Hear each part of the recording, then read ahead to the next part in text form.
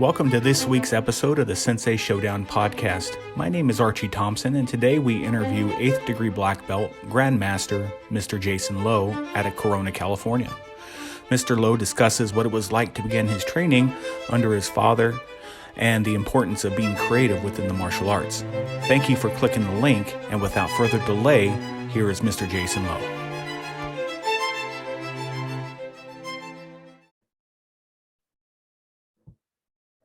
Recording. Alrighty, so I have with me today on the Sensei Showdown podcast, I am Archie Thompson. I have Mr. Jason Lowe. I appreciate you coming on and spending a little bit of time with us just to kind of give us your history and all the good stuff here.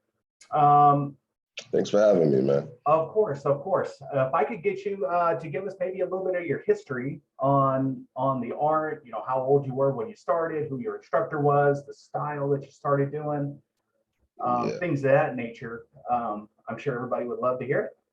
Okay. Well, this information, be it from my father, Grandmaster J.P. Lowe Jr., has estimated me at being at 4 years old, training in martial arts. Of course, you know, I can't really remember those days, but I do remember being around many martial artists in my younger years. And I have been training since around that time. And, you know, just like any martial artist, you have things that interrupt your years, your days, and your time. So you might stop training from time to time here and there, but you never stop training mentally. So all in all, about 44 years of training in martial arts. I'm 48 now. I can't remember a time where I actually really stopped for a long period of time. So about 44 years, yeah. Okay. And you said you learned from your father. Well, I learned from numerous martial arts, my dad being the main martial artist that I learned from. But there was a time span where I didn't see him for quite some time. And therefore, I trained with the BKF organization under Grandmaster Bishop Donnie Williams and Grandmaster Jeff Semmelton, who has a style also called a Sika Karate.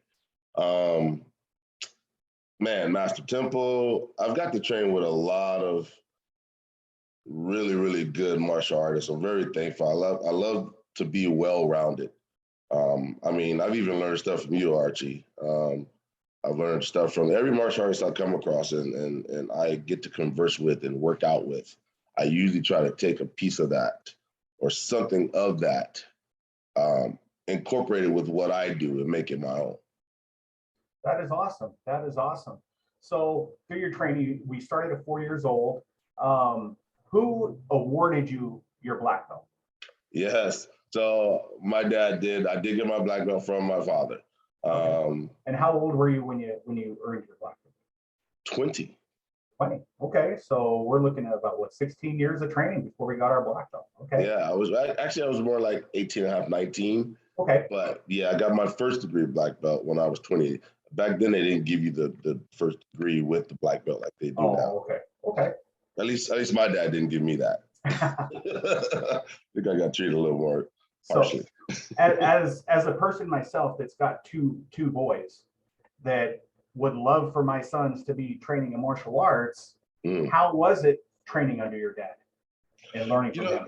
Yeah, man, that's a great question. Look, for me, it was fantastic. Like, I loved it. It gave me time with my father.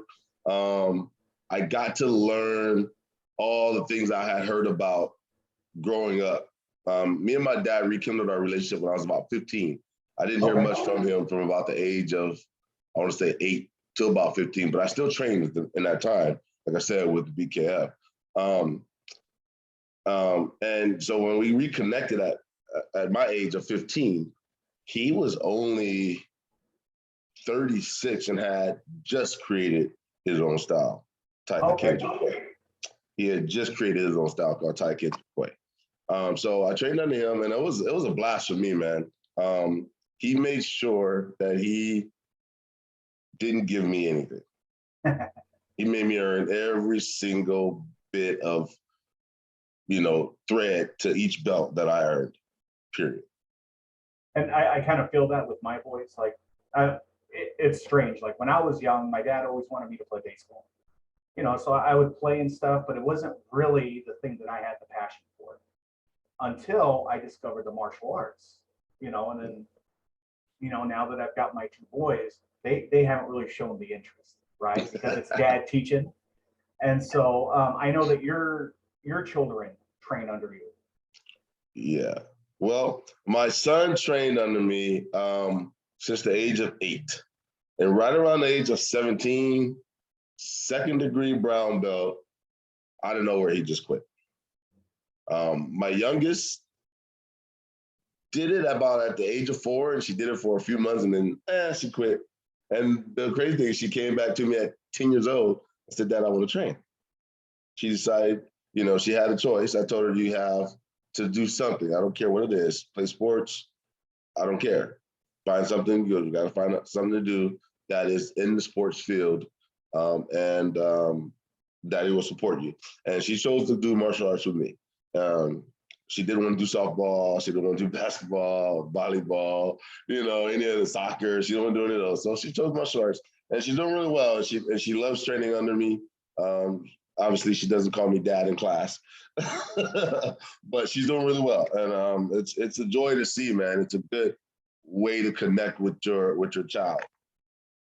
Yeah, I'm still holding out hope that they're going to one day go, hey, Dad, I want to train. Yeah, I hope so, man. It's a joy, man. It is a joy once they actually really understand why you do what you do, and how things you do,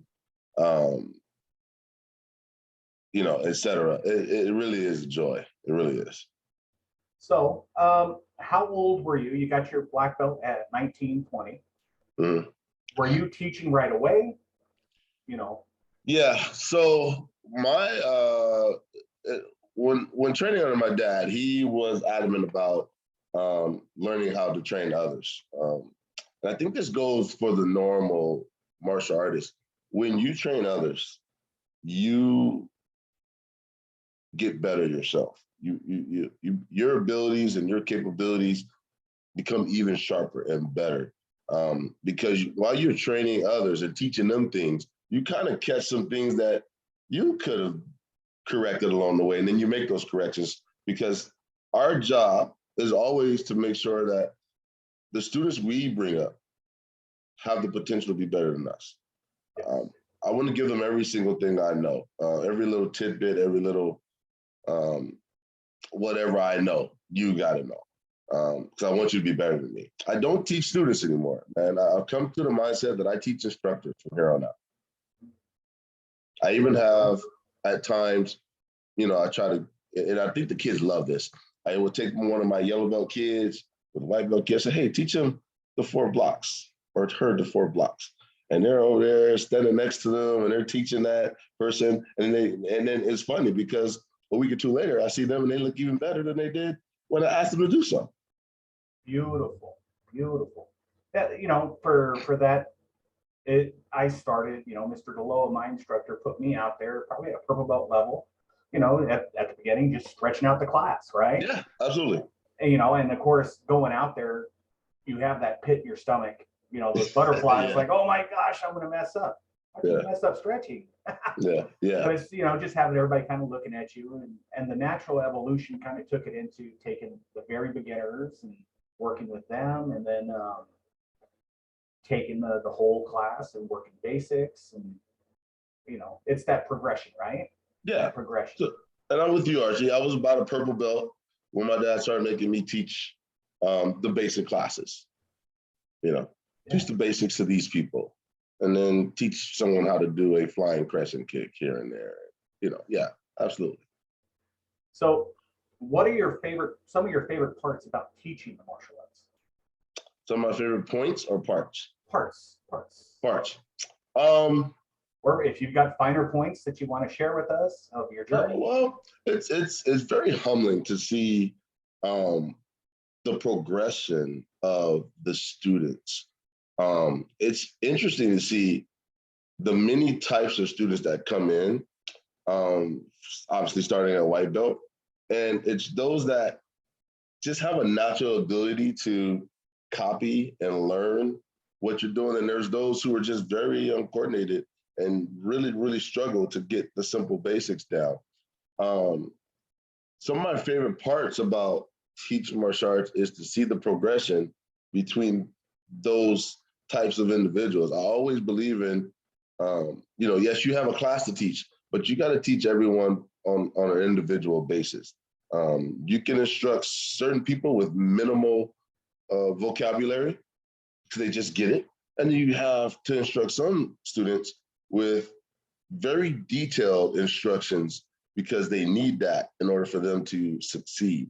So I think some of the finer parts of martial arts for me is watching that simple growth in the belt ranks. Obviously the belt ranks are from basic to advanced basic.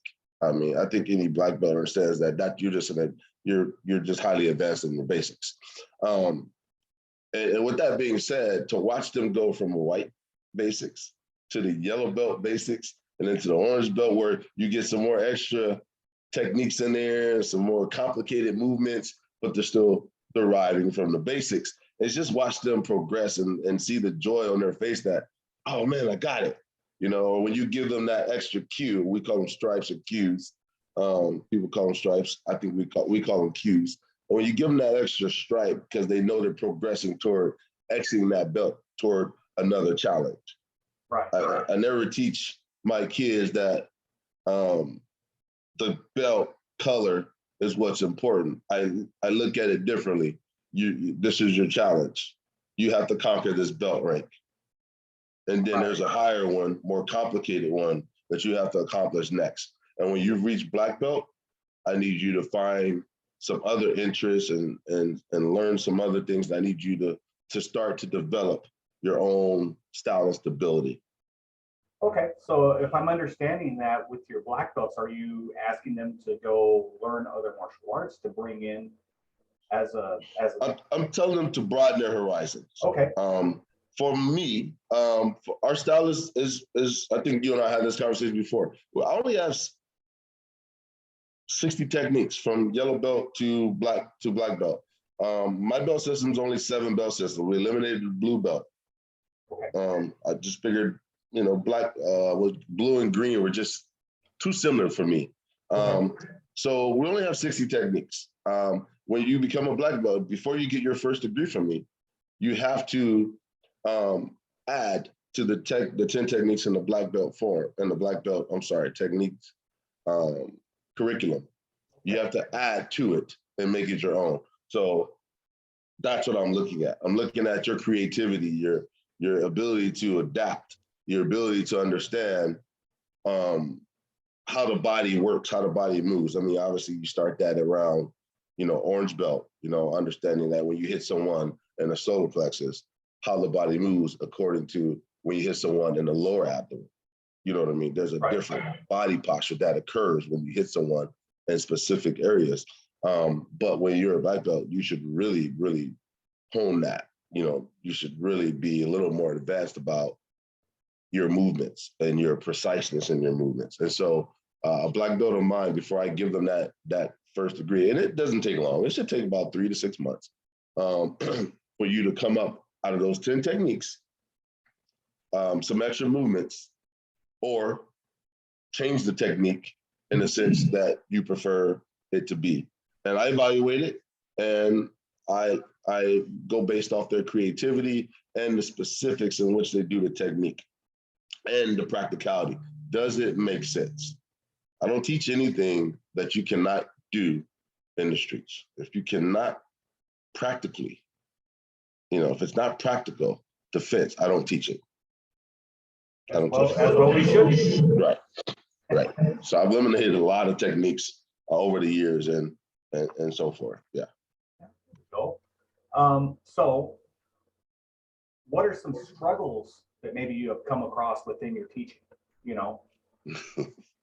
I know that's usually a hard one to kind of answer, because we try to keep that stuff kind of personal. Like, we don't like to express our challenges, but if you've got maybe a couple little things there that you've recognized over time, that maybe even things that, they don't have to be the stuff that you're still struggling with, but maybe things that you've overcome within your teaching journey that you have gotten better with, how has your teaching evolved over time? Yeah. I felt that I was impatient with white belts. I couldn't understand how they couldn't just do a simple movement. It was mind-boggling to me. And I caught myself being very, I won't say very, but I caught myself being disappointed and a couple kids today because I just couldn't understand when I say right leg back into a fighting stance, why they would go with their left leg back. It didn't make sense to me. How come you don't know your left from your right?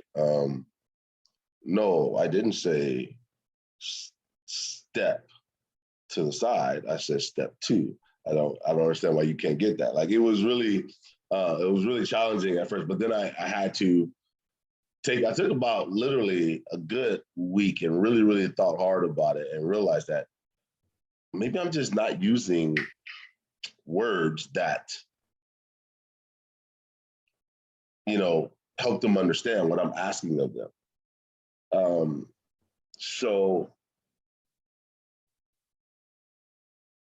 And then I also realized that they were mirroring me. I was facing them, right, and they were facing me. So a lot of that was happening too. And so now I stand side by side with them and ask them to look like me. right. So instead of saying right leg back, fighting stance, I say, hey, I'm going to take my right leg back into a fighting stance. I want you to look like me. And they look at me up and down and go, okay, like this. And yeah, there we go. And then we start working from that. So that became one of my newest things to start doing to help them kind of develop, number one, understand the vocabulary. Some people say step two, front kick. Some people say step up, round kick. You know what I'm saying? Some people say shuffle, round kick. You know what I mean? There's so many terminologies. I try to simplify as best as I can. We use step two, and meaning your back foot steps to your front foot, and now you have to use your front foot. I'll put a cap on it so they understand this is mandatory. Right. Anytime you do a step two, your back foot comes to your front foot, and you must use your front foot. You cannot step two with your back foot, then use your back foot. Right? So just stuff like that, man. I think that was the most challenging. And then when you get to self-defense techniques, and most people teach self-defense techniques in their white belt system, and we don't. Oh, okay. We only teach them basics. We teach them a very basic kata, and I might teach them a back knuckle reverse punch. I might teach them how to step back and do an inside block, then a punch, then a step two round kick.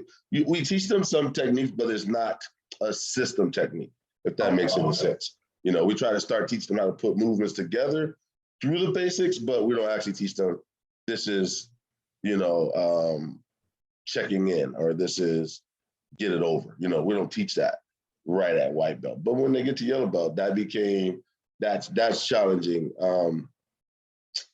because now they have to understand the specifics of this technique. Why are you hitting this to the temple? Or why are you using the back knuckle to the temple? And what part of the fist are you using to hit someone in the temple with your back knuckle? Why am I using a knife edge from my open hand technique? And why is it called a knife edge and not a ridge hand?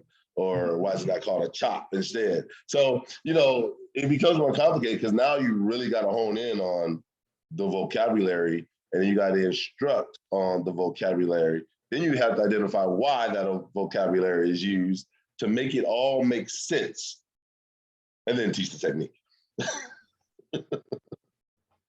So with your dad being one of your primary instructors, I'm assuming he's seen your art. What does he think about it?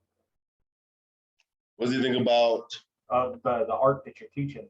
Because you've branched off and you've started creating your own system. You're right, yes. Your own terminologies and ways of teaching. Yeah, man, he's astounded by it. He absolutely loves it, man, because at the end of the day, his style was Taiken Jikoi. And it just means simply means Taekwondo Kempo, J meaning his name, and Kwei meaning whatever you make of it or whatever you develop it into. Again, giving our students the ability to be creative. I feel like so many styles are like cut and dry. This Very is how we rigid. do it, and this is Very why we rigid. do it, and that's what it is. Right. You know, don't allow for the flexibility for students to really explore and learn and be creative. And he allowed me to be creative, and I've been creative for a very, very long time. Like I was that student that would come to class the next day and like, hey, what if someone punches like this or does this kick and I do this? And he'd sit back and go, okay, well, show me. And then I would show him if it was great. He'd be like, love it. If it wasn't, he'd be like, try it again. And I would understand that, okay, it didn't make sense. You know what I mean? Yeah. So my style is now called Taiken's Equate 5.0 because I want to keep the lineage. Okay. Just like Kempo 5.0, right? Okay. American Kempo 5.0. This is and it's I still keep some of the system, meaning Jay's system of lightning fist, but mine is now called Lowe's practical self-defense system. Again, going back on what I think is practical and what is not. Okay. So Lowe's practical self-defense. And he loves it, man. We talk all the time about specifics to the style, what I've done, what I've created, why I did so. How come I eliminated some of the things from what he taught me to what I do now. My dad never had a self-defense system. Okay. So and a lot of BKF members will tell you they didn't really have a self-defense technique system. They just learned how to fight. So my understanding, and please correct me if I'm wrong, the BKF system wasn't necessarily one systemized way of doing the martial arts. No. It was founded in the 60s, and it was more of a way for the people to come together during very difficult times to kind of stand together. Am I correct on that? You are correct on that. I don't want to speak too much on it because I don't want, I don't want my glass to be half full. But my understanding, and I did hear this from other BKF martial artists, that Ed Parker kind of had the idea of them creating a federation for themselves that they would be treated fairly during tournaments. It was pretty obvious that during tournaments they were doing really well, but you wouldn't know based on the points that were being called. And so that's why they created this system. And a lot of people are confused when we say Black Karate Federation. They think that only means that Black martial artists are allowed there. But man, I've seen so many martial artists come through there from white to Asian to Filipino. Our mutual friend where we met, Mr. Roland Morrow. Yes. He, BKF black belt. All the way. Yeah. And so I've been familiar with that portion at least. Mr. Robert Temple, who was also not only BKF Grandmaster, but also IKCA. I've been fortunate to be able to train with him quite a bit. Nice. We've had, I believe it is Sijo Steve Muhammad come down and Mr. Donnie Williams come and teach at the West Coast Kempo Federation. So we've been exposed to a lot of the awesome teachings that you guys offer. Yeah, man. And so, it's when I had the opportunity to come to a few of your belt tests and to see those things that you guys are teaching, before that, I had always thought it was one systemized thing until you guys kind of go, no. We all kind of create our own and we present it, and everybody kind of works it in their own way, but under one banner. And I think that's pretty awesome. Yeah, that is really awesome. For me to have my academy, if you read the shirt, has BKF on there, but it has JSLF over there. The reason why I did that is because I want everybody to understand that where my lineage was BKF. Right. When I learned an actual system, it was through my dad. And then I kind of want people to understand that combination is why I have the system in place that I have today. It taught me how to take so many creative fighting techniques from my senior grandmasters and make it make sense to create the system that I created. And that's why I connected it like I did Lowe's Martial Arts Academy, BKF, and JSLF. And that's actually me on the silhouette you see there. Because that's me in the center and a fighting stance, obviously with open hand and one closed hand, but you can't see the closed hand. kind of symbolizing the styles combining together. And I had to get that approved to have the BKF, to actually just put BKF on that logo through Grandmaster Bishop Donnie Williams. Gave me the absolute approval. Because technically, I'm supposed to wear the BKF patch right here. Okay. But where I am, I wear my patch right here because it's my academy. And I put the BKF right here, the patch on this side, on my gi, symbolizing that's my affiliation. Okay. So I'm going to show this. This is one of my prized possessions. It was given to me at one of your belt testings. But yes, sir. Yes, sir. And it makes me feel good because, that means I'm a friend to you guys.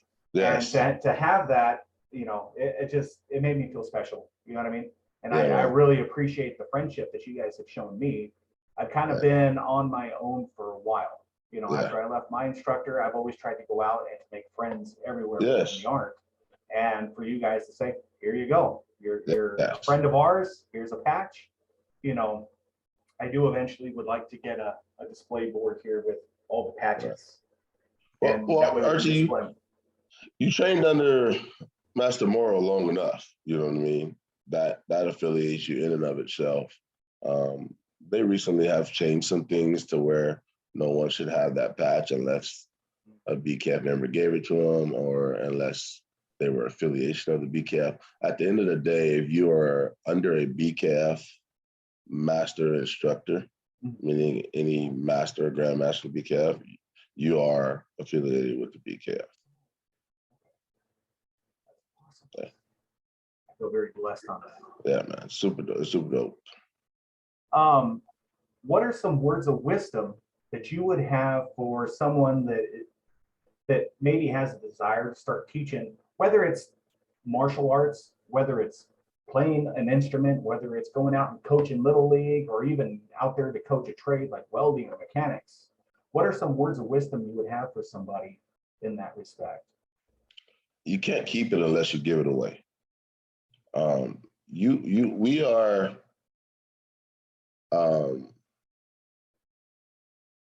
I think we have a personal responsibility to teach our crafts or the things that we know, to expand our knowledge or to press our knowledge upon others for them to make decisions on how they're going to be great in this world. I think we just all have a responsibility to take what we've learned, to take what we've created, use our knowledge, our wisdom, our intelligence, and help. I want to say better our people one way or the other as a society. I just think we all have a responsibility to give back. There we go. Always give back, right? That's really the mission that we should all have. And I know that you've got some outstanding instructors in your school that are giving back to that younger generation. And how are they coming along? Man, Instructor Groves is doing very well. He's coming up on his black belt. I'm very proud of this guy, man. He came from another system from Upland. I don't want to say any names, but he trains with them and he trains with us. And he likes the both, the best of both worlds. He likes the forms and the stuff that they teach there. He loves the practicality and the fighting techniques that we teach here. And he's just continued to excel. He teaches most of the basics. Okay. So he teaches all my basic students. Instructor Neil is my second degree black belt. And mind you, he is only the second black belt I've ever promoted. Okay. And he teaches more of the advanced stuff, obviously, because he has the higher rank. He's busy with school and so much, so he only comes around when he can. But I think they have both learned a lot from me, and I think they're learning how to grasp their own style of teaching Okay. which is so important Yes. to becoming a black belt in general, which is also important to if you're on a mission to become a master. It's super important that you learn or that you continue to excel or get better at teaching. Yes. Teaching and continue to explore knowledge from everywhere. I don't care if it's YouTube. I don't care if you got friends. I don't care if it's watching a karate movie. I mean, I think there's just knowledge and there's ideas everywhere for everyone to grasp a hold of. So as far as my instructors go, I'm very, very impressed. I also have a little, he's a junior brown belt who I saw actually make a good turn for the better. And his instruction is getting better. He's only 12, but he teaches the basic class for the little guys, the little tanks, I call them. They're 4 to 6 years old, 4 to 7 years old. So he teaches them with me supervising, and I'm sitting there watching them. I'm standing, walking around, giving them pointers here and there on how to teach certain students. He's starting to get even better, and he's starting to understand the purpose of teaching. So yeah, I'm very impressed with them all. Oh, that's huge. That is huge. So who are some of the people that you look up to, and do you have an instructor that you're still under, that you train with regularly, or? I don't. They're all busy with life itself. They don't all train like they used to back when I was a youngster. But it's funny. I get a lot of praise. They're happy to see the man I've turned into, and happy to see how my skills have excelled. But I owe a lot of it to Grandmaster Parker, Grandmaster Semilton, and of course Grandmaster Bishop Donnie Williams, and my dad, Grandmaster J.P. Lowe Jr. And there's some others, but I mean, me and Roland came up under my dad together before he branched off and started training in other styles, and then eventually going to stick with Master Temple. I've learned some things from Roland as well, from Master Morrow as well. We kind of bounce ideas off each other. I'm sure we learn from each other every chance we get. Master Earl Parker is like a big brother to me, and he's one of my dad's best friends. There's a good list, man, and my knowledge and wisdom I get from a lot of them too. I mean, you got Sammy Pace, Grandmaster Sammy Pace. I mean, the list can just go on. I can just keep going, but I'm going to shut up. but I just owe a lot to what I learned from the BKF and my father especially. And I'm telling you, and just be it coming from me, you never wish you had it until you have to have it. Right.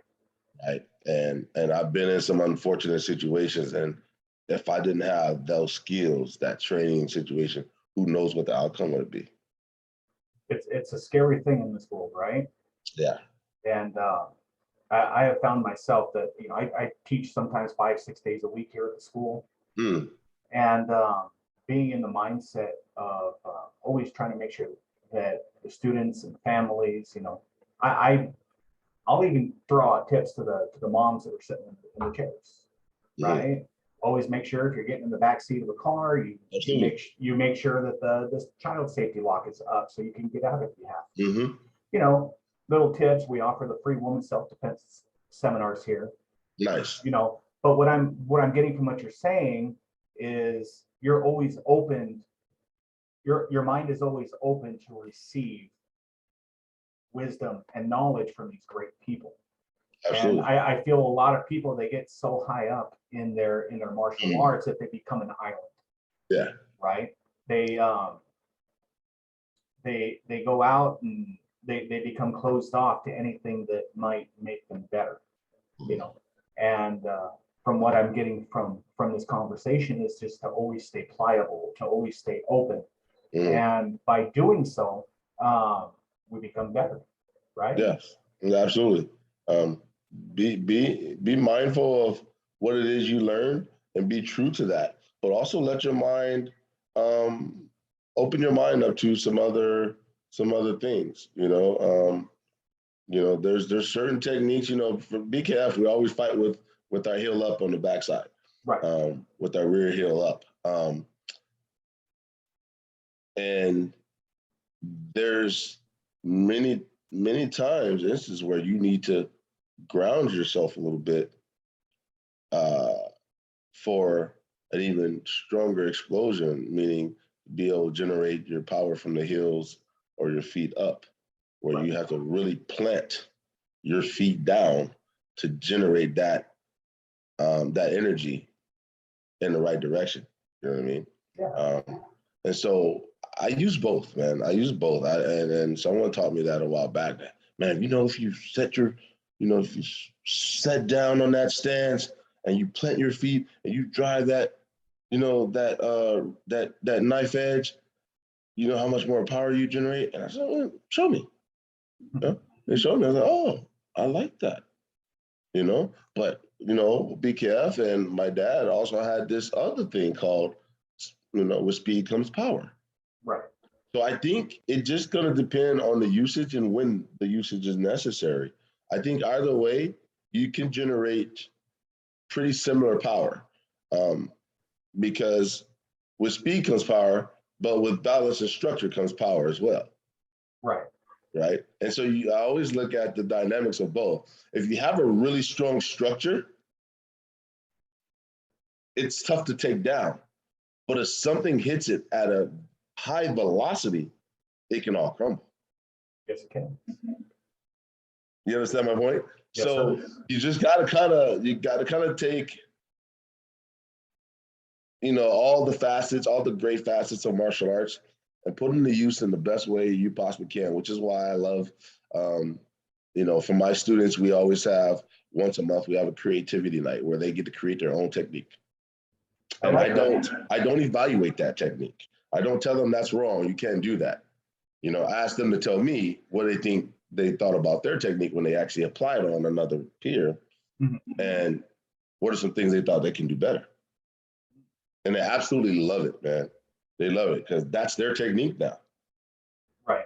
And so you imagine if they decide to go further in martial arts and become instructors, they have a technique to take with them and an understanding on how to create techniques for their own benefits and for the benefits of their students. You're out there planting seeds. I'm trying, man. I'm trying. So if people want to train with you and come down and check out, the teaching, how are ways that people can get a hold of you? Maybe a phone number or email address? No problem, man. So my email address is karatejlowe@gmail.com. I'm also on Instagram under Lowe's Martial Arts Academy. My YouTube is also Lowe's Martial Arts Academy. Those are the simplest ways to get in touch with me.